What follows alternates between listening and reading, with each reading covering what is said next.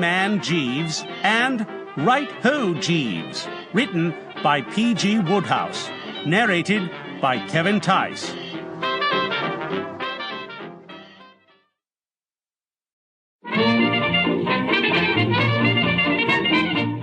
Book 1, My Man Jeeves.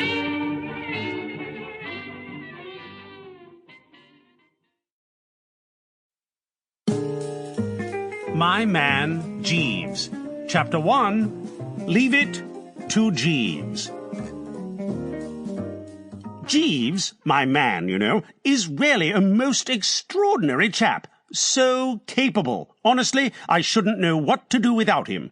On broader lines, he's like those chappies who sit peering sadly over the marble battlements at the Pennsylvania station in the place marked Inquiries. You know the Johnnies I mean. You go up to them and say, "When's the next train for Mellon Squashville, Tennessee?" And they reply, without stopping to think, 243, track 10, change at San Francisco.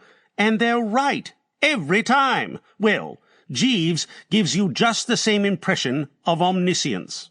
As an instance of what I mean, I remember meeting Monty Byng in Bond Street one morning, looking the last word in a grey check suit, and I felt I should never be happy till I had one like it. I dug the address of the tailors out of him, and had them working on the thing inside the hour.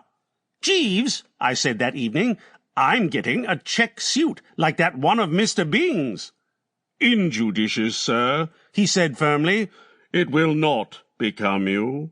"But what absolute rot! It's the soundest thing I've struck for years."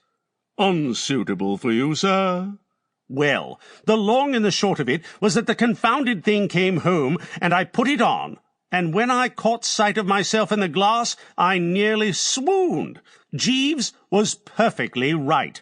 I looked a cross between a music-hall comedian and a cheap bookie. Yet Monty had looked fine in absolutely the same stuff.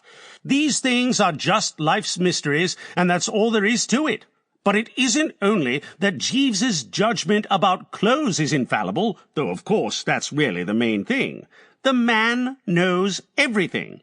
There was the matter of that tip on the Lincolnshire. I forget how I got it, but it had the aspect of being the real red-hot Tabasco.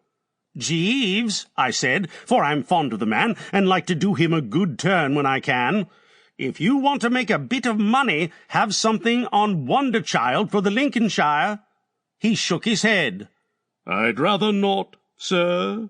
"But it's the straight goods. I'm going to put my shirt on him." "I do not recommend it, sir. The animal is not intended to win. Second place is what the stable is after." Well, perfect piffle, I thought, of course. How the deuce could Jeeves know anything about it? Still, you know what happened. Wonder Child led till he was breathing on the wire, and then Banana Fritter came along and nosed him out. I went straight home and rang for Jeeves. "After this," I said, "not another step for me without your advice. From now on, consider yourself the brains of the establishment." "Very good, sir. I shall endeavour to give satisfaction." And he has, by Jove.